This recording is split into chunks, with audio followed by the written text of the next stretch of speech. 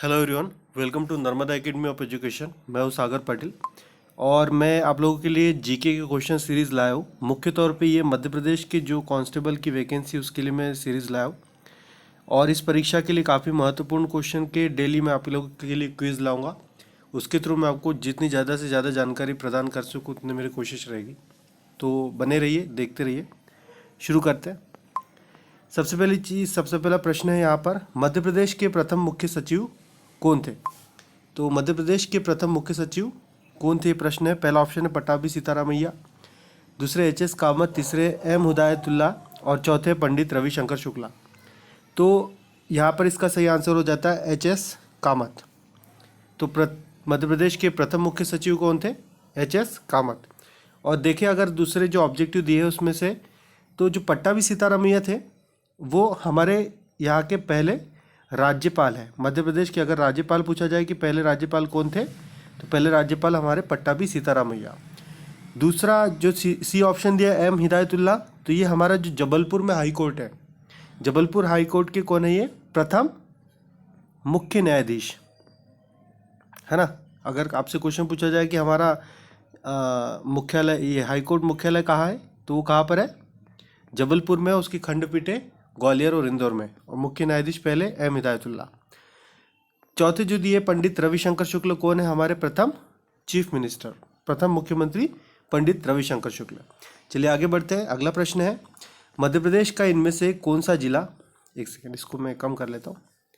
मध्य प्रदेश का इनमें से कौन सा जिला दो राज्यों की सीमाओं को स्पर्श करता है ना। तो मध्य प्रदेश का जिस तरीके से मैप बनता है, अगर हम उसको देखें तो हमारा मध्य प्रदेश बहुत सा मतलब 5 राज्यों से ऐसी अपनी जो है बाउंड्री शेयर करता है। उसमें आता है छत्तीसगढ़, यहाँ पर आता है, उत्तर प्रदेश इस साइड में आता है, ये अपना हो जाता है राजस्थान, ये गुजरात, और ये जो नीचे का क्षेत्र है महाराष्ट्र। तो इस तरीके से 5 राज्यों से बाउंड्री शेयर करता है। तो क्वेश्चन पूछ रहा है कि हमारे मध्य प्रदेश का ऐसा कौन सा जिला है जो 2 राज्यों की सीमाओं को स्पर्श करता है। तो इन ऑप्शन में से बताना है। सिवनी की बात करा तो सिवनी देखिए यहाँ पर आता है, वो सिर्फ दक्षिण को छूता है, तो मतलब एक ही जिले को छूता है, महाराष्ट्र को। नीमच की बात करें तो नीमच यहाँ पे आता है, जो कि राजस्थान को बस छूता है। शिवपुरी की अगर बात करूँ तो शिवपुरी ऐसा जिला है जो यहाँ पे जो गर्दन वाला पोर्शन है वहाँ पे आता है, और वो एक तरफ से अपने उत्तर प्रदेश को छूता है और दूसरी तरफ से राजस्थान को छूता है। और जो चौथा है हरदा, हरदा किसी भी जिले को नहीं छूता है, ये बीच में मतलब बीच वाले क्षेत्र में आता है। तो इसका सही आंसर क्या हो जाएगा? शिवपुरी। शिवपुरी ऐसा जिला है जो उत्तर प्रदेश और राजस्थान दोनों को टच करता है। चलिए अगला प्रश्न की ओर बढ़ते हैं। हाँ, और जो लोग नए हो, चैनल में बहुत सारी चीज़ें अवेलेबल है। आपकी जो एग्जामिनेशन है कांस्टेबल की, उसके रिलेटेड मैथ्स के भी आप लोग को ट्रिक्स के साथ में जो वीडियोस अभी अवेलेबल हो जाएंगे, और एमपी जीके से रिलेटेड, रीजनिंग से रिलेटेड सारी चीज़ें अवेलेबल है। इसलिए जो भी लोग नए हो, चैनल को जाकर अभी सब्सक्राइब की बटन दबा दो। इससे सारा का सारा कंटेंट आपको एग्जामिनेशन के लिए प्रॉपरली मिल जाएगा। ठीक है, अगला जो है प्रश्न देखते हैं। मध्य प्रदेश के किस जिले में जागेश्वरी देवी का मेला? तो हाँ, ये प्रश्न है, मध्य प्रदेश के किस जिले में जागेश्वरी देवी का मेला लगता है? ऑप्शन में चंदेरी, शिवपुरी, गुना, सिंगाजी। तो इसका सही आंसर हो जाता है चंदेरी। चंदेरी में जागेश्वरी देवी का मेला जो है प्रतिवर्ष लगता है। चंदेरी कहाँ पर आता है? यह आता है हमारे अशोकनगर जिले में। चंदेरी काफ़ी फेमस है। किसके लिए फेमस है? तो चंदेरी की साड़ियों के लिए फेमस है। किसके लिए फेमस है? चंदेरी की साड़ियों के लिए फेमस है। अच्छा, अगर शिवपुरी की बात करें तो शिवपुरी में किसका मेला लगता है? पीर बुदान। किसका लगता है? पीर बुदान का। गुना में किसका मेला लगता है? तो गुना में मेला लगता है तेजा जी का। ठीक है। और अच्छा, ये थोड़ा सा उल्टा हो गया है, सिंगाजी दिया है, यहाँ पे खंडवा होना चाहिए था। तो सिंगाजी का मेला कहाँ लगता है? खंडवा में। क्लियर है? ध्यान में रखिएगा, ये तीनों चारों बहुत सारे जितने भी मेले रखते हैं मध्य प्रदेश में काफ़ी महत्वपूर्ण होता है। एग्जाम के पर्पज़ से आप लोगों ने ध्यान से पढ़िएगा। एक बार पूरी लिस्ट में एक बार डाल दूंगा आप लोगों के लिए मेलों की, तो भी देख कर जाइएगा। अगले प्रश्न की ओर बढ़ते हैं। क्या बोल रहा है प्रश्न? मध्य प्रदेश के प्रथम गैर कांग्रेसी मुख्यमंत्री कौन थे? है ना, मतलब कांग्रेस वाले तो बन रहे थे शुरुआत में, तो पहले कोई बिना कांग्रेस वाला बना होगा, तो व्यक्ति कौन है? शिवराज सिंह चौहान मामा, दूसरे कुंजीलाल दुबे जी, कैलाश जोशी और ऑप्शन डी विनायक सरवटे। तो इसका जो सही आंसर है वो है कैलाश जोशी। कौन है इनके सही आंसर? कैलाश जोशी। बाकी में से आप लोग बहुत सारों को पहचानते होंगे, जैसे कि शिवराज सिंह चौहान जी, मामा जी, अभी हाल फिलहाल के हमारे कौन है? मुख्यमंत्री है। कुंजीलाल दुबे जी की बात करें तो कुंजीलाल दुबे कौन थे? पहली विधानसभा के अध्यक्ष थे। पहली विधानसभा के अध्यक्ष है ना, एक पर्टिकुलर जो भी विधानसभा होती है उसमें अध्यक्ष होते हैं जो कि पूरी विधानसभा की इसका मंचन करते हैं। और जो चौथे हैं अपने पास विष्णु विनायक सरवटे। कौन? विष्णु विनायक सरवटे कौन थे? विधानसभा के पहले उपाध्यक्ष। तो ये चारों की पांचों की डिटेल है, ये भी आपको ध्यान में रहना चाहिए। अगला प्रश्न है, भारतीय वन प्रबंधन संस्थान मध्य प्रदेश में कहाँ है? भारतीय वन प्रबंधन संस्थान मध्य प्रदेश में कहाँ है? संस्थानों के बारे में बहुत ज़्यादा विस्तृत रूप से पूछा जाता है क्वेश्चन कि ये संस्थान कहाँ से, कौन सा संस्थान किस जिले में स्थित है, किस शहर में स्थित है। तो यहाँ बात हो रही है भारतीय वन प्रबंधन संस्थान मध्य प्रदेश। तो ऑप्शन अपने पास में इंदौर, जबलपुर, बालाघाट और भोपाल। इसका सही आंसर होना चाहिए भोपाल। भोपाल में भारतीय वन प्रबंधन संस्थान स्थित है। ठीक है, अगले प्रश्न की ओर बढ़ते हैं।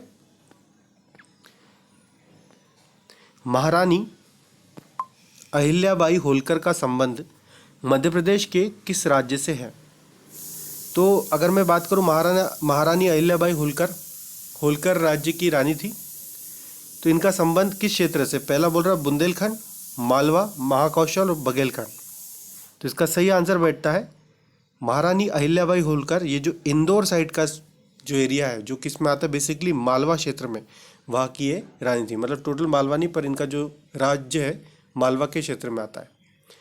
अगर मैं बाकी जो पूरे एरिया है, जिस तरीके से हम लोग क्षेत्र को डिवाइड करते हैं उसको बता दूं, तो आपको एक मैप बनाने की कोशिश कर रहा हूँ कि ऐसा अपना अगर मैप है ना, थोड़ा सा हो सकता है इसमें दिक्कत। तो अगर मैं इसमें एरिया डिवाइड करूँ तो ये जो क्षेत्र है आता है बुंदेलखंड में। महाकौशल जो जबलपुर का संभाग है उससे वाले क्षेत्र को बोल सकते हैं, मतलब इस तरफ से ऐसा ऐसा।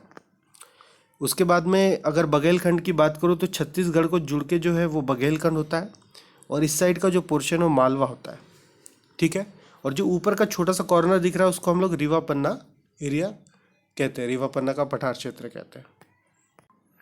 ठीक है, अगले प्रश्न की ओर बढ़ते हैं। प्रश्न क्रमांक 7। हाँ, जिन लोगों ने सब्सक्राइब नहीं किया सब्सक्राइब करते चलो। सब्सक्राइब नहीं होते बिल्कुल चैनल पर, व्यूज़ तो अच्छे आ जाते, पता नहीं लोग सब्सक्राइब क्यों नहीं करते। इससे कोई हानि घाटा कुछ नहीं होता, बटन दबाने में, बटन दबा दिया करो। प्रश्न है, मध्य प्रदेश के संगीत राजधानी किसे कहा जाता है? मतलब मध्य प्रदेश की संगीत राजधानी किसे कहा जाता है? तो ऑप्शन है अपने पास में मैयर, जबलपुर, इंदौर और भोपाल। तो क्या होना चाहिए इसका सही उत्तर? मध्य प्रदेश की संगीत राजधानी क्या है? मैयर है। क्या है? मैयर। और मैयर को संगीत राजधानी क्यों कहा जाता है?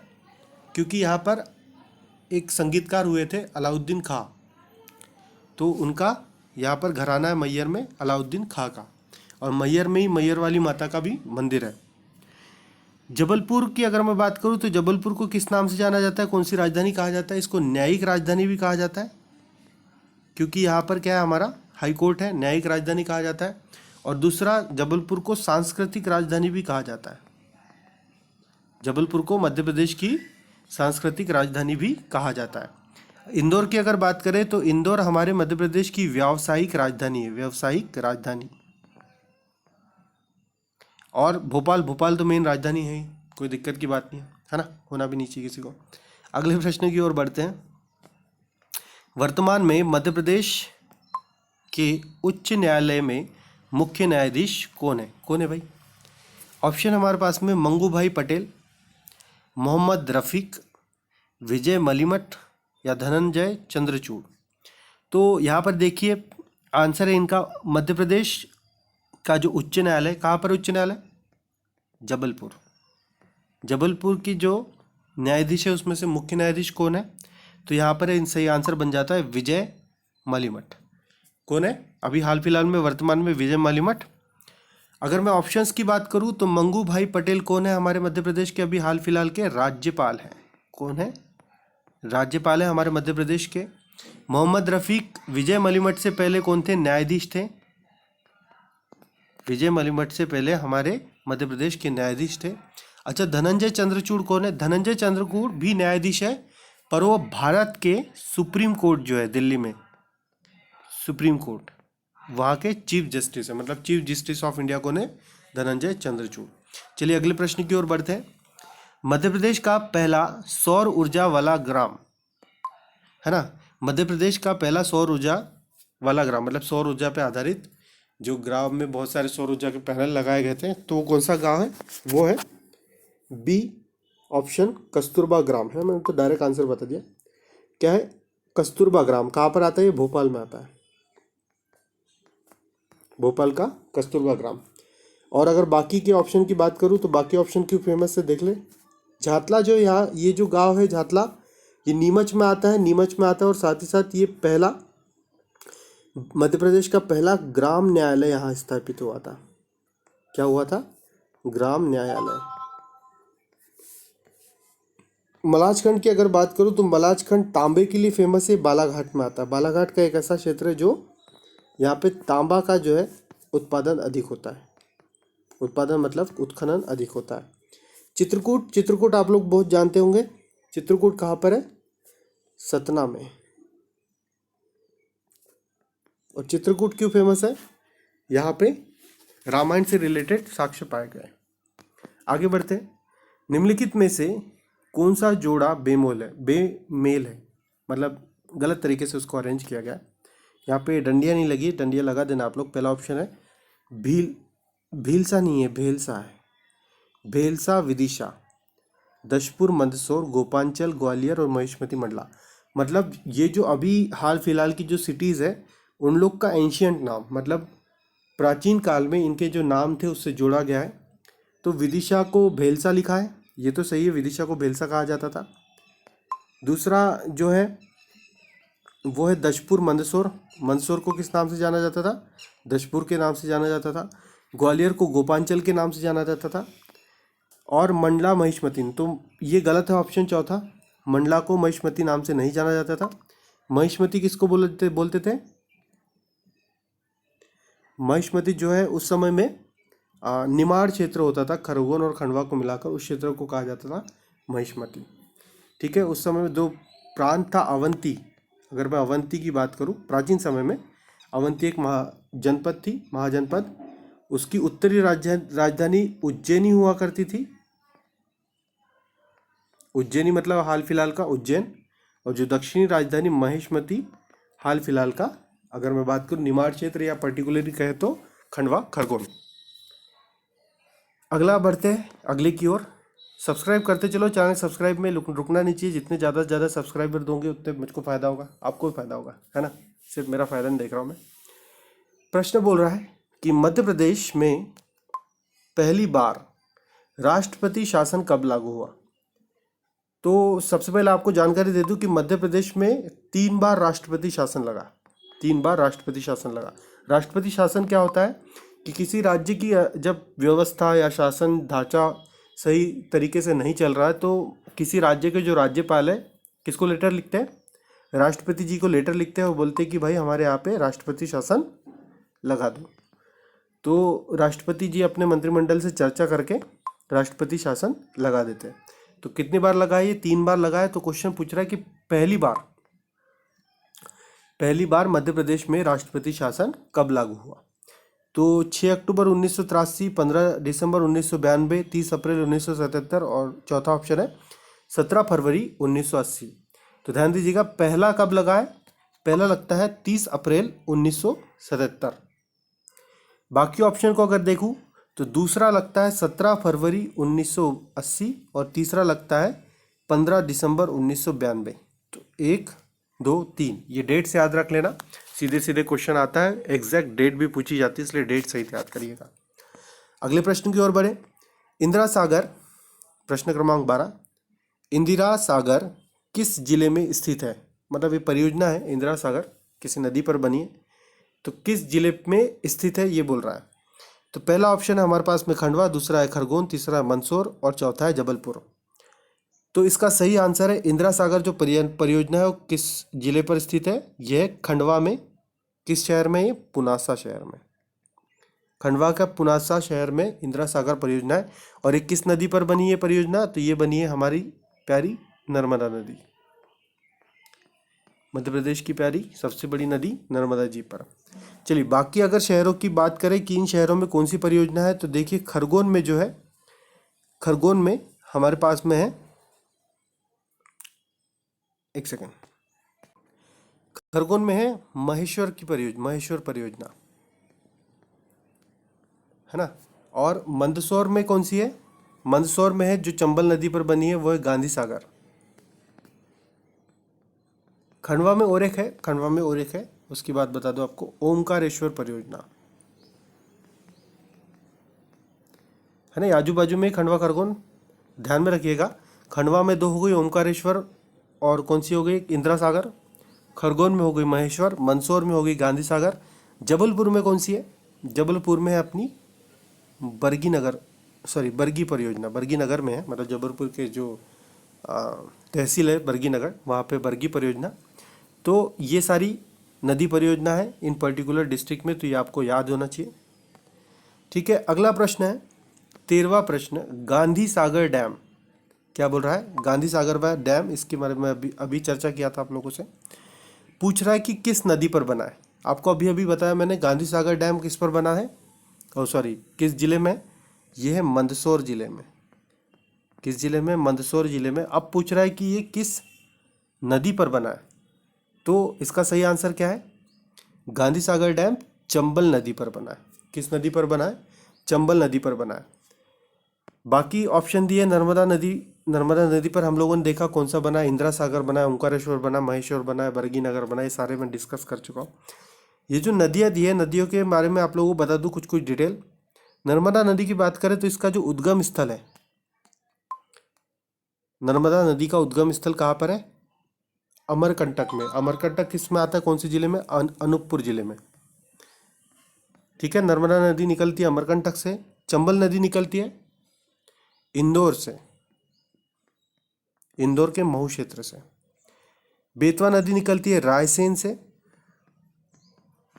और सोन नदी निकलती है, सोन नदी भी अमरकंटक से निकलती है ना। अमरकंटक से 3 नदी निकलती है, सोन, नर्मदा, जोहिला।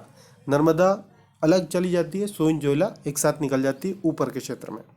ठीक है, तो आगे बढ़े, अगला प्रश्न 14th क्वेश्चन, 14वां, थोड़ा बड़ा क्वेश्चन है, हाँ दिख तो रहा होगा।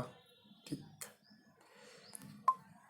मध्य प्रदेश में पूर्वाग्रह नामक मासिक पत्रिका किस संस्था द्वारा प्रकाशित की जाती है। पूर्वाग्रह नामक मासिक पत्रिका किस संस्था द्वारा प्रकाशित की जाती है।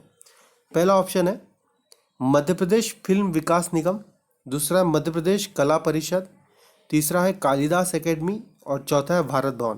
तो इसका सही आंसर है भारत भवन। क्या है इसका सही आंसर, भारत भवन जो एक संस्था है, इसके द्वारा पूर्वाग्रह नामक मासिक पत्रिका का प्रकाशन किया जाता है। अब थोड़ी सी एक मतलब एक क्या बोले विरोधाभास वाली चीज़ है कि जो भारत भवन है, भारत भवन का नाम भारत से होकर शुरू होता है और है ये मध्य प्रदेश के भोपाल में। ठीक है, और एक होता है मध्य प्रदेश भवन, मध्य प्रदेश भवन मध्य प्रदेश के नाम से। तो जो मध्य प्रदेश भवन है वो कहाँ पर है, दिल्ली में है ना, चाणक्यपुरी में, दिल्ली में। तो ये थोड़ा विरोधाभास वाला है कि मध्य प्रदेश वाली चीज़ भोपाल में होना चाहिए और भारत वाली दिल्ली में, पर ये थोड़ा सा उल्टा है, ध्यान में रखिएगा। कालिदास एकेडमी कहाँ पर है, अगर आपसे पूछा जाए कालिदास एकेडमी कहाँ पर है, तो कालिदास एकेडमी है अपने उज्जैन में। कहाँ पर, उज्जैन में। कालिदास एक बहुत प्रख्यात राइटर हुए, उपन्यासकार, जिन्हें भारत का क्या कहा जाता है, शेक्सपियर भी कहा जाता है ना। बाकी ज़्यादा मैं डिटेल में नहीं बताता, आगे बढ़ते हैं। क्या बोल रहा है 15वां, मध्य प्रदेश का सबसे पश्चिमी क्षेत्र कौन सा है। अच्छा, मैंने आप लोगों को क्षेत्र का विभाजन बताया था मध्य प्रदेश का, तो एक और बार फिर से बता देता हूँ कि जब हम मध्य प्रदेश को डिवाइड करते हैं, ऐसा कुछ बना देना मध्य प्रदेश है ना, तो कुछ क्षेत्रों में विभाजित करते हैं। तो क्षेत्र होता है जैसे कि ये हो गया अपना बघेलखंड खंड का पठार, ये वाला पोर्शन हो गया बुंदेलखंड का पठार है ना, इसी से जुड़ के यहाँ मध्य भारत का पठार होता है। ये जो क्षेत्र है मालवा का पठार है, और ये सतपुड़ा रेंज हो गई, ये बघेलखंड का पठार, सॉरी ये बघेलखंड का पठार है, और ये जो मैं जिसको बघेल बोल रहा था ये रीवा पन्ना का है, रीवा पन्ना का पठार है ना। ठीक है, यहाँ पर विंध्याचल पर्वत श्रेणी एक छोटी सी आ जाती है। तो इस तरीके से हम लोग क्या करते हैं, मध्य प्रदेश को डिवाइड करते हैं। अब बोल रहा है कि सबसे पश्चिमी क्षेत्र कौन सा है, तो पश्चिमी क्षेत्र ये वाला हो गया अपना, ये। तो पश्चिमी क्षेत्र कौन सा है, मालवा का पठार। तो आंसर क्या होना चाहिए आपका, मालवा का पठार। तो इस तरीके से विभाजन किया गया है। और ये थे हमारे 15 क्वेश्चन आज के लिए। मैं कल भी जो मध्य प्रदेश से जीके से रिलेटेड क्वेश्चन आप लिख के लाऊंगा, और उसमें काफ़ी विस्तृत रूप से चर्चा करके आपको कोशिश करूंगा आपके लिए कि मध्य प्रदेश से रिलेटेड जो भी जीके आपका मैक्सिमम कवर हो सके। और ये मध्य प्रदेश से रिलेटेड मैक्सिमम जो एग्ज़ाम है, कांस्टेबल हो गया, एसआई हो गया, और भी जितनी एग्ज़ाम आती है उन सभी के लिए काफ़ी महत्वपूर्ण होने वाला है। इसलिए जुड़े रहिए और देखते रहिए। Thank you so much for watching this video.